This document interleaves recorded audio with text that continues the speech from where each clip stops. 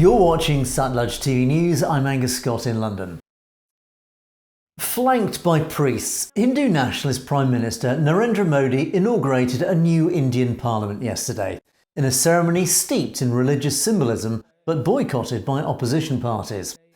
The new magnificent hexagonal building, controversially described as shaped like a coffin by one opposition party, is the centrepiece of a remodelling of the heart of New Delhi by Modi, aimed at ridding the Indian capital of the vestiges of British colonial rule. In his opening speech, Modi referred to the new building as a temple of democracy that gave the world a message of India's determination. As many as 21 parties boycotted the event as Modi and not Indian President Droupadi Murmu was inaugurating the new chamber, calling it a direct assault on our democracy. Many in Modi's BJP espouse the idea of Hindu hegemony in the Hindu majority nation of 1.4 billion people, which is home to multiple faiths and which has a strictly secular constitution.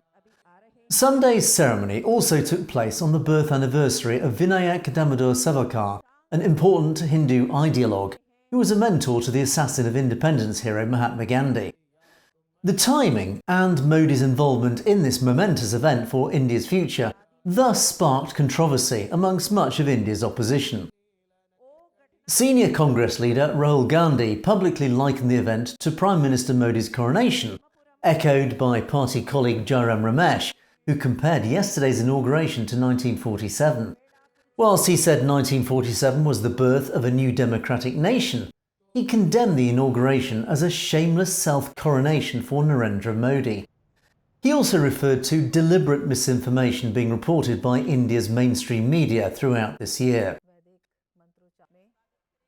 As the inauguration ceremony took place yesterday, amongst the formalities, a key theme in many of the speeches was the aim of the new parliament to uphold democratic principles in India, including Lok Sabha Speaker urging parliamentarians to uphold democratic traditions, while also setting new benchmarks of parliamentary discourse, which could act as a guide for democratic platforms in other parts of the world.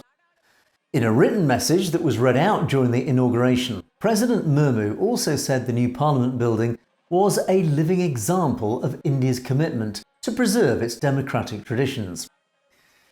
Whilst the spectacular ceremony, clearly a proud day for India, made a great deal of embracing democratic principles, the anger brewing amongst many opposition parties will remain an issue going forward for Prime Minister Modi and the BJP, as they try to promote the country on the world stage. Leaving himself open to accusations of leveraging Hindu dominance of India to sideline or even silence minority voices in the country could potentially act as a sticking point in his ability to forge key alliances internationally. You've been watching Satluj TV News, and you can find more stories in detail on our channel, that's Satnet News, so it's worth clicking on that subscribe button to make sure you get to see stories as they're broadcast.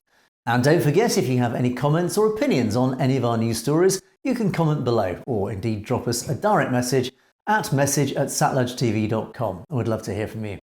In the meantime, thanks for watching. For Satluj TV News, I'm Angus Scott in London.